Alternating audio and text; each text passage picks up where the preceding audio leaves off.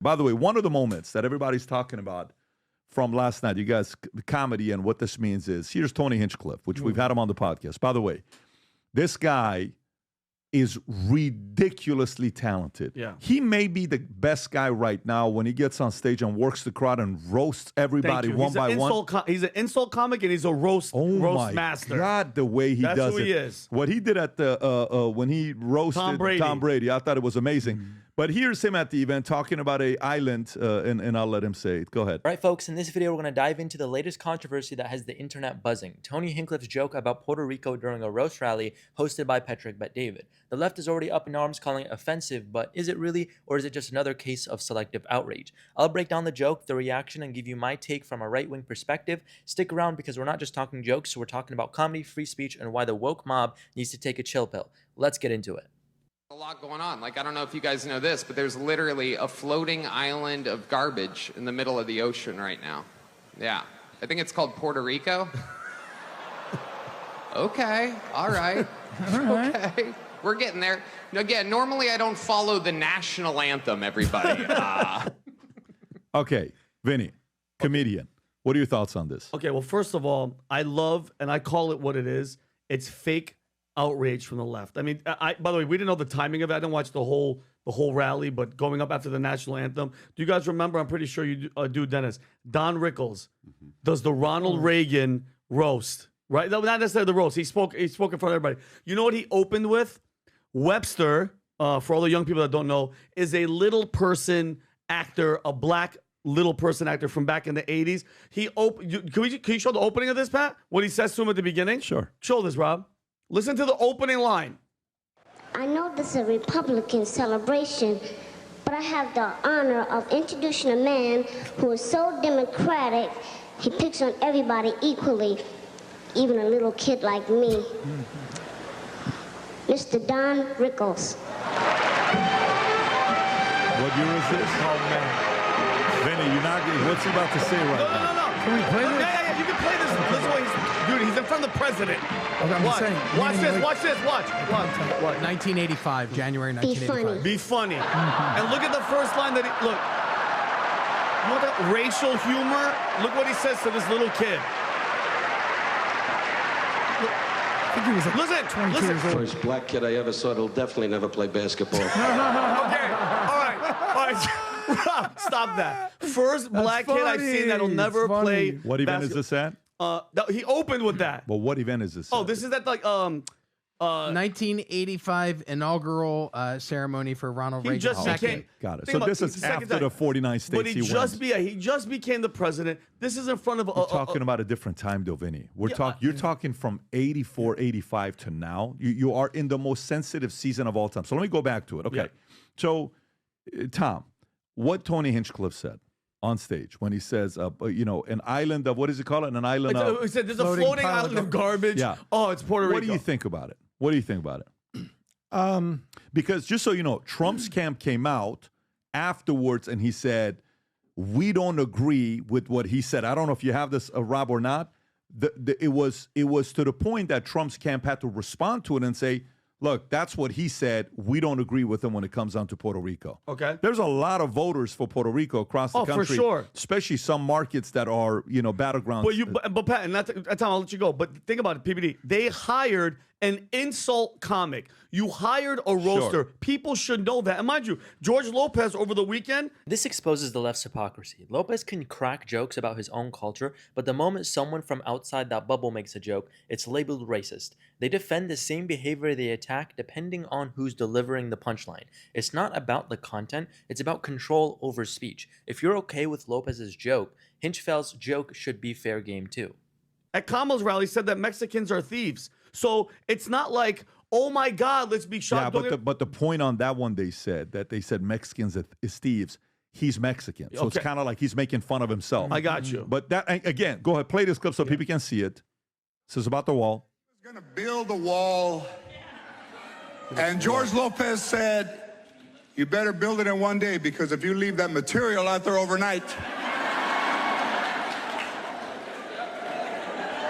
So funny, but it's self-deprecation versus you're making fun of somebody else. Tom.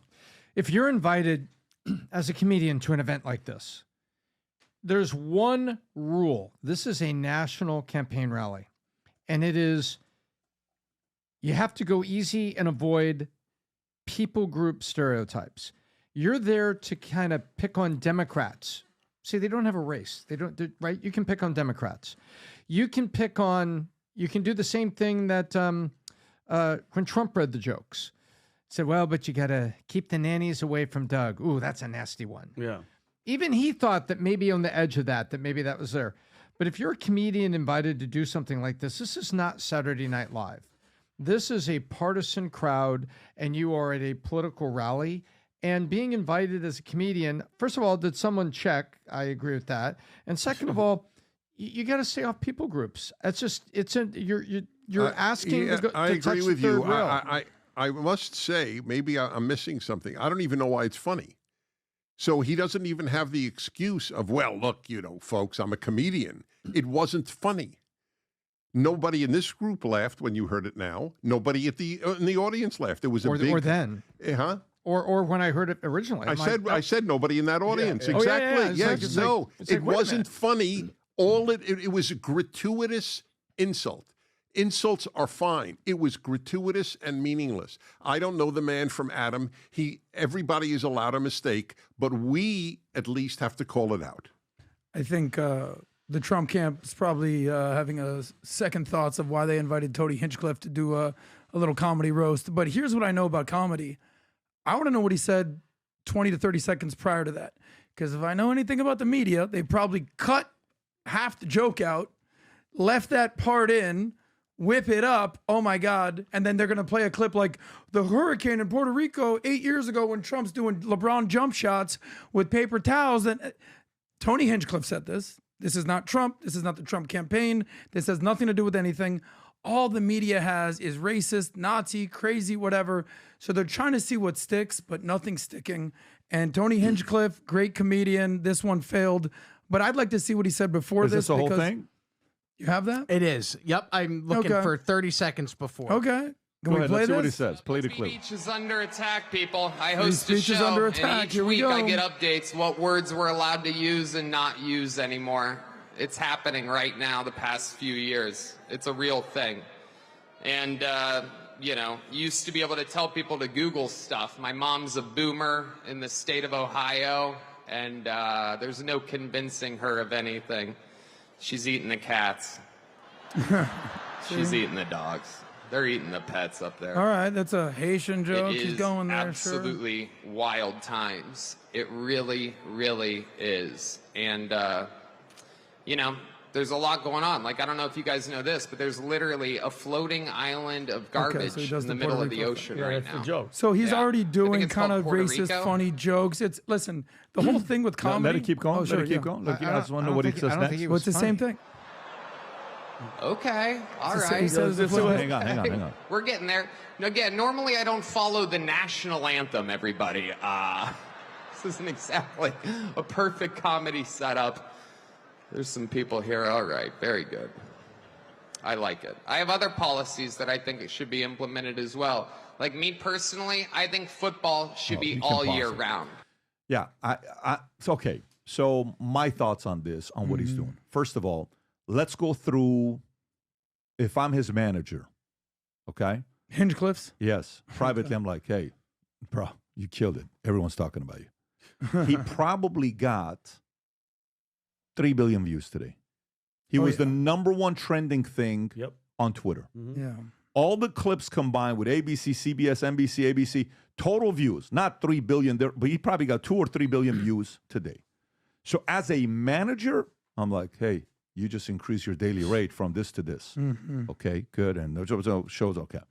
Now, if I'm Trump's camp, I'm sitting there, I'm like, maybe we got to kind of be careful what happened here. Let's take our position. And by the way, what he responded with, here's what he said.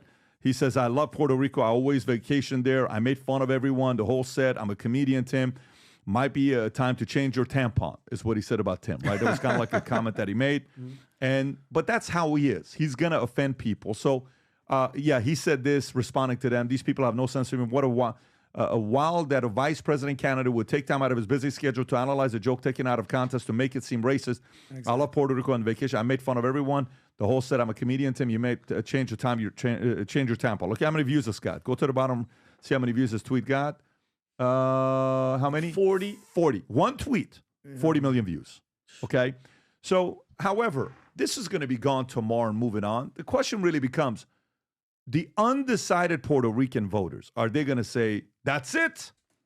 I am done with Trump, and I'm going to go the other direction. No, I think everybody's moving on. 24 hours from now, they fully forgot about this because the news cycle is going to go so fast. Exactly. This highlights how the left weaponizes outrage to dominate short-form narratives. They jump on jokes like this to create a temporary scandal, not because they care, but because it serves their agenda for the moment. And the real takeaway, it's all noise. Conservatives need to stop engaging with every manufactured controversy and let these fake outrages burn out on their own. What really matters is policy, not pondering to fleeting outrage. But you may want to consider when you come with comedians next time, maybe know that there's a risk with it. Well, by the way, Tony did his job.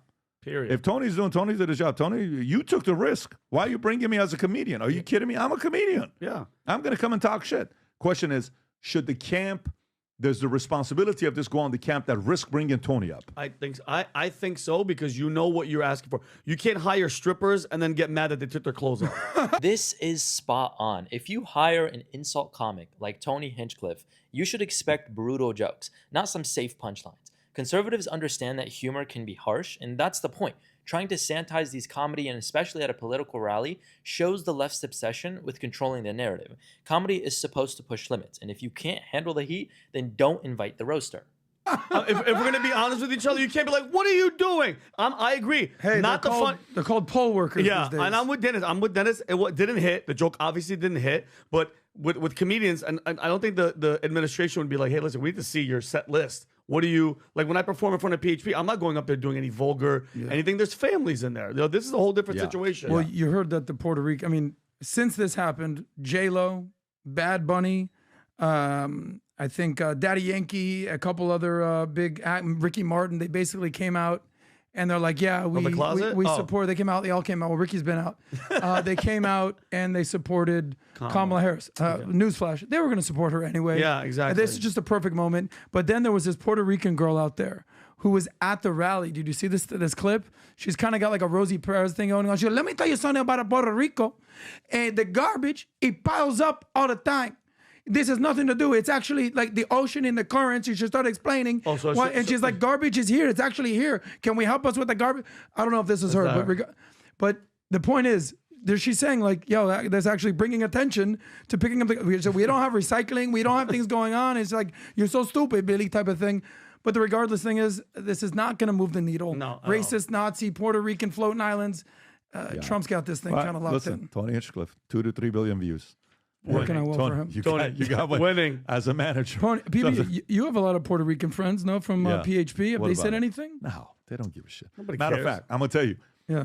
The one lady that 8 years ago were somewhere, Tom, if I tell you this afterwards, you'll be shell-shocked, that she hated, I mean, I can use the word hate, absolutely hated. Grandmother's there, and the grandson comes, and I'm like, so what do you think about Trump? And the grandson said, oh, in our family, my grandmother can't stand it. We can't watch it. There's nothing that we can do with Trump. I'm like, really? I said, you should still watch it just because you should get both sides of the story. It's okay. The kid was 8 years old at the time, okay? Now, I got a text message yesterday. Hey, just want to let you know. I know you're going to be surprised by this. I'm voting for Trump in 2024. Wow. Never in a million years did the husband never thought this was going to happen. He's like, I can't believe my wife is voting this direction. I think this is this was a victory for Tony. Election night is 8 days away. The event is such a hot commodity right now. No joke. I'm at Chops eating Saturday night. The valet guy comes and says, hey, man, can I get 2 tickets? I'm trying to buy. I had to get his number. I'm like, I got my family. I'm trying to get in the car. That's where we're going to end off today's video. I'd love to hear all your guys' opinion based off this joke that was made by Tony Hinchcliffe. Always curious to hear either side, but, you've already heard my opinion within this video. So comment down below what you think. Be sure to give us a like and subscribe to this channel. It really helps out the channel. Appreciate you for watching. We'll see you guys in the next one.